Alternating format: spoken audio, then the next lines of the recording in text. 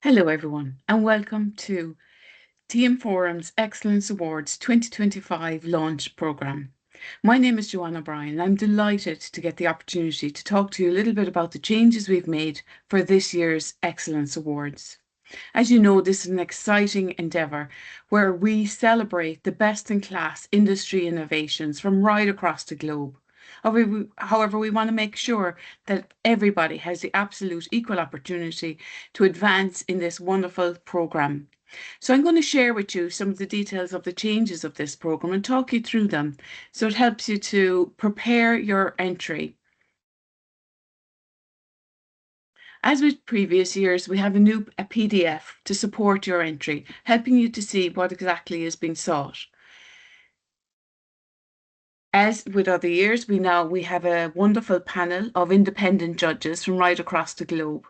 They represent analysts and service providers and senior people with a lot of industry insight and often with a very global perspective so that we can ensure that the winning entries are indeed best in class for their category.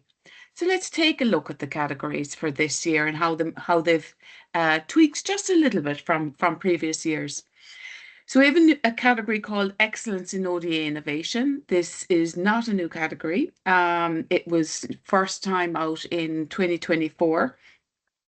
The tagline here is for achieving outstanding business results through the application of ODA, composability for IT transformation.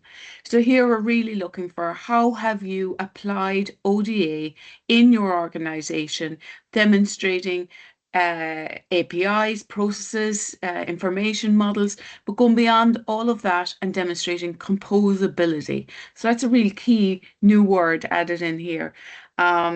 And that's really what we're looking for is excellence in that and what impacts and innovations you have used.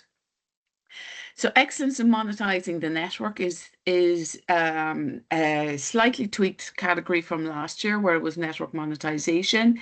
Here we've added some additional insights into what is being sought. We're looking for pioneering new innovations that capitalize on the composable ecosystem capabilities of ODA to deliver new diversified solutions and growing telco revenues beyond connectivity. So if you have scenarios that are in the B2B, B2B to X scenarios, these would all be included in this space. However, it's not just any innovations we're looking for. We're looking for innovations where the organization is genuinely reusing the composability of their ODA-based architecture to create new sustainable business opportunities for the telco. So where have you reduced the cost of innovation, enabling greater margins and new sustainable business models based on your reuse of ODA and the composability of enabling ecosystems through that whole architecture. Next, we have excellence in innovation for people and planet. So again, this is a very holistic category. It's really looking at how have you again used ODA or your architecture based on ODA to achieve the three Ps, people, profit, and planet. How are you balancing these? So it's not just kind of any innovation in the people and profit space. It would be something that is genuinely relevant to the TM Forum industry audience. You've applied ODA to a specific thing. It's caused you to create vast efficiencies and had positive impacts on society or people or either your workers, your customers, or society beyond that as well. So where are you balancing these? But it is again in the context of applying your ODA based architecture. Next, we're looking at excellence in customer experience for prioritizing the experience of the customer in all contexts while mastering developer and customer experience, including revenue growth and ecosystem scenarios. As we know, these scenarios are much more complex. You're not going beyond the traditional boundaries inside a business. You're also going beyond the boundaries of your own business into partner relationships. How are you managing that customer experience across those complex boundaries? And who are your new customers? Have you developer type customers? How are you managing that type of customer experience, which is, a newish audience for our industry? Next, we look at excellence in autonomous networks for leadership in realizing next generation autonomous networks, achieving fully autonomous operations, including self-healing domains and fault and service management, as well as capacity planning. So here we've provided some examples of the type of things that are relevant in the context of autonomous networks in order to differentiate from the other category of data and AI. So these are specifically around the network and the types of examples. These set of examples are not exhaustive. You may have other examples that go beyond those, and they would be fine also. These set of examples here, like self-healing domains, fault and service management, and capacity planning, are examples of the types of achievements or areas of focus that you may have. You may have others, and that's fine also. And then our new category that was added last year, excellence in data and AI innovation for achieving significant business impact through innovative applications of AI and data capabilities in the implementation of agentic AI, large language models, SLMs for intelligent telco operations and business growth. So again, you're very much into the core of data and AI applied anywhere in the business. So not exclusively networks, not exclusively anywhere. But it is genuinely a data and AI, Gen AI as well also application inside your business for massive impact. Very, very innovative. These are the types of things we're looking at. So the program has launched. The open people can start submitting their entries from November 5th. The closing date is January 10th. In the platform, you will notice that we have a new platform that we launched last year to allow you to submit your entry electronically. And each field in the platform provides you with additional guidance, but it just elaborates a little bit more on what I've said here. Here are some key dates that you'll recognize from previous years where we indicate that we will announce all our nominees on February 17th and finalists on March 28th. And then for those who are finalists, the deadline for finalist video is April 28th. So let's take a look at what is requested in the submission form and some additional guidance that I've captured here for you. The submission form questions. So each question is a box with a limited number of characters that you can enter, but defined based on the anticipated amount of space that you would need. So, for example, we start with an executive summary.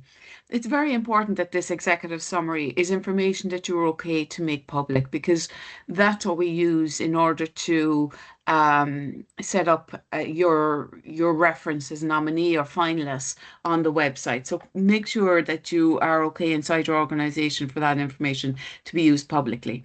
Other types of guidance for that is to make sure you're using simple statements. Think about if you weren't involved at the project, how would I understand this? You're setting the context. Where was the innovation? Who was involved in the innovation? What was the size of the innovation? So get the context in place. What exactly was the ambition or plan or intent? And then what were the key results? So it is your summary or executive summary that captures the highlights of the entire initiative. Then we get into elaboration and allowing more scope to get into the depth of the submission. First of all, there's the capture of the challenge. So describing the challenge in more detail, why resolving this is important, either for the customer, the business, the industry, society, or the environment. So depending on the context of which category you're aiming for, one or more of these will be relevant. Capture how the challenge was solved from an operational business and or technology point of view. So how did you go about it? Which areas were you focusing on? Where was your lens of intended innovation or improvement that you were aiming at? Consider people, process, information, and technology. So you're looking at from multiple perspectives. But at all times, you should make sure that you've got the customer at the heart of your thought process and making and demonstrating that. So being clear about the customer and where your thought process was about for the customer in your challenge is also important. So innovation. Here we're allowing a full section explicitly for innovation. So capturing the innovations used in solving the challenge. These could be new ways of working or technologies. Explain why it's innovative, what exactly is new and different. So we didn't have this as a separate box previous time. So we are adding it now so that you get explicit opportunity to call out where were you being specifically innovative? What were the new ways of working or methodologies or technologies that you used and why they were innovative. So having you've a clear opportunity to capture that in detail. Then we're looking at impact. So before and after KPIs. So if you're looking at you ran a massive innovation project, what were the KPIs? What were the baseline and what were the target? And did you exceed or achieve or exceed those? Um, what were the proof of evidence, endorsements by customers, including conformance. So these are examples. Um, but the more of these that you can achieve, the better. So things like endorsements from customers are very helpful. It helps again with thinking about to what extent the customer was embedded in this project and the thought process that the customer was at the center of this. Conformance, very important. So if you're saying something was um, uh, you improved based on what? If conformance was used, if a conformer product or solution was used, call that out. It's an important thing to demonstrate that you're basing on a particular standard as part of your ambition for impact. So then you're getting into, well, where exactly were the impacts achieved? So it may be one or more or all of these areas. So customer, business, operational, transformational, industry, environment, or society impacts as relevant to your category. For example, obviously, if you're submitting to the people and planet category, you'd very much expect to see environment and society impacts, possibly also operational impacts, but we've now added the three Ps. So remember profit. So we're looking at the business impacts, customer impacts, environment, society impacts. How have you balanced those? So we're looking based on your application of ODA. These should be measurable and within 1 year of deployed proven market evidence. So that's actually a standard requirement across all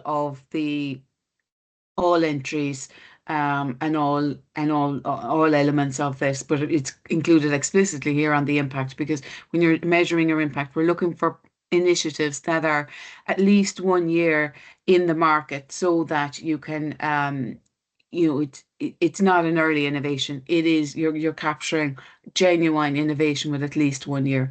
Um, and there's also a degree of relevance. How relevant is this to other companies in our community? Okay, then we move on to scale. So capture the appropriate quantities as evidence of scale. So this depends on what your focus or your lens was. But for example, how many customers were impacted? How many internal processes were transformed? How much CO2 savings were there? Note the scale is considered in the context of the potential scale of a given scenario. So for example, if your scope was very broad, you would expect a large scale. If your business is early maturity, let's say you're a smaller company, then your expected scale would be um, expected to be smaller than it would be for a very large company. So don't worry if this is an equal opportunity situation. The expectation of the scale is adjusted based on the context of the submitting entrant. So don't worry about feeling that this isn't relevant to me if I'm an early phase company or I'm in a region where the volume of customers isn't that high. That's all adjusted and taken into account. Use of ODA, Open Digital Architecture. Here we've advanced the expectation here as well on previous years. So just to say, traditionally people would have provided a lot of lists of the types of things that they did. We want to go beyond that. What did you use and how did you use it? Where did you use it? What challenges did you encounter? How did you overcome these challenges? Did you extend the standards? If so, did you contribute these extensions back to the community? What were the new learnings that you had? Did you use conformity APIs or components? This is the type of advancement that we'd like to make in the use of ODA open digital architecture to ensure that we're genuinely awarding and recognizing best-in-class application of ODA, but also those who extend the models and contribute those extensions back to the community so they have a vested interest or have invested in sharing the learnings with the wider community. So that's an important addition to this year's category. The next piece is optional. Upload a maximum of 5 supporting slides. Like if you feel your project is particularly complex, they might be aided by an infographic or a architectural diagram, something along these lines. That's the type of thing that you might include here. It's completely optional. I would suggest, though, if you are submitting slides to support your entry, please make sure they are in English. Because that's the language, the default language that all the judges are operating in. So how does the scoring work? The judges will be asked to score on the following weighting across the different categories: significance of the challenge address, innovation, impact scale, and use of ODA contribution and learning back to the industry, being 25%. So that really it's reasonably balanced. I guess there's a little bit more weighting on ODA because we're really aiming at driving the relevance of the application of ODA, driving use of APIs, processes, information models, going beyond that into composability, use of standard components, etc. When the entries come in on the closing date, January 10th, nominees will be announced on the 17th of February. Those nominees scoring the highest based on the judging criteria above will be announced as finalists. Some additional things worth keeping in mind as you start to build out your entry, but the body of it is all captured above in the categories and the scoring. That's the main thing to keep your eye on. There's additional information. So suppliers and solution providers must enter jointly together as one. So for the same entry or the same project or initiative. There will be only one entry per company per category as nominee. And the only exception to this is where a customer company, let's say, for example, a communication service provider, submitted their own entry, but they were also listed as a customer for a solution provider or supplier in another entry, then that is okay. But that's the only exception. Companies that are solution providers or suppliers submitting many entries to one category in different roles, that won't be okay this year, because we want to protect the integrity of the entire platform and the entire process, so giving everyone an equal opportunity. So that's a slight change on last year. So let's look at and there's another part to this actually. A company can win a maximum of 2 categories. So here we're putting an emphasis on particularly large organizations to work collaboratively inside their organization to ensure that they select the most innovative entries and the most relevant categories for their organization. So if you submit to many categories or you submit many entries for a single category, then you're putting the emphasis on the judges to select the best one as a nominee. That's fine. We will do that. That's no problem. But if you prefer to take more management of that inside your organization, that would be preferred, because that way you can be absolutely certain that your preferred entry is the one that has the higher possibility of coming through. Okay, so the best entries will, and it will say best entries will have all of these things, not some of these things. The best entries tick every single box of the criteria laid out on this PDF, but there's nothing that is evaluated that is not captured in this supporting PDF, okay? So have an exceptional and clear initiative with explicit impacts that are relevant to other companies in the industry. Will capture effectively how they designed and executed the initiative, have an exceptional industry benefit claim, be proven in industry, have clear innovations that demonstrate originality in people, process, or technologies, have business outcomes that are endorsed by the customer and have the customer at the center of the initiative. Very important point to remember. A lot of companies not really remembering to embed the customer as part of their the thought process of the initiative or possibly just the entry. Have a clear measurable impacts across the areas that are relevant to the challenge and be relevant to our industry. Scale, be clear on the scale, contextualize the scale. Where was it held so that people can understand whether, what the potential scale would be. Use of ODA, clearly capturing the application of ODA, where conformant technologies were used, what challenges were encountered, extensions that were created, and if they were contributed back to the industries. So just a final few remarks from me, and then there's some further examples in the PDF that you can download from the website. Hints and tips. Read the judging criteria very carefully. Ensure your entry is well written. The claims are both easy to understand and impressive. And this is definitely a feature that comes out in the winning entries. They are easy to understand and they are impressive. There must be a wow factor. The judges favour results over intentions. So, for example, if you are planning to do something innovative or you haven't yet achieved a year of market deployment and demonstrated the impact, then you're essentially not a valid entry. Be clear on the role of the customer in your entry. Be concise, factual, and to the point.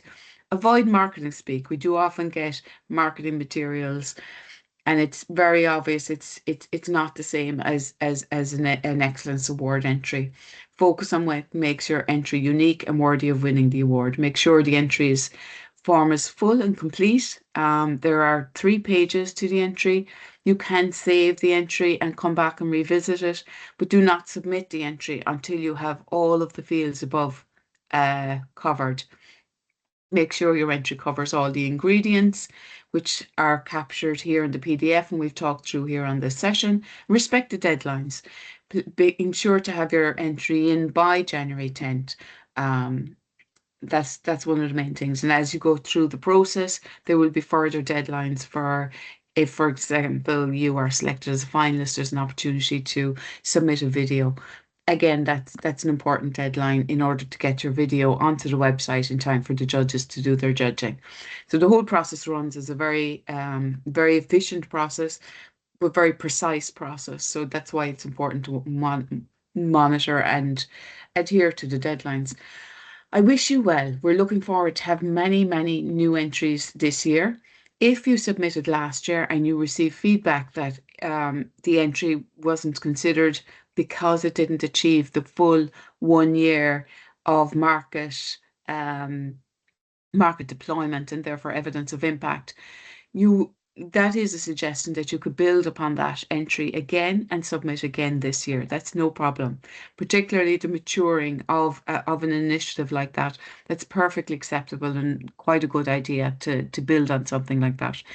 So wish you well. I'm really looking forward to all the entries coming from right across the globe, every region being represented in our entries last year. We're very confident that we will have again a super excellence awards program and get to celebrate and meet the winners on stage at DTW in 2025. Thank you.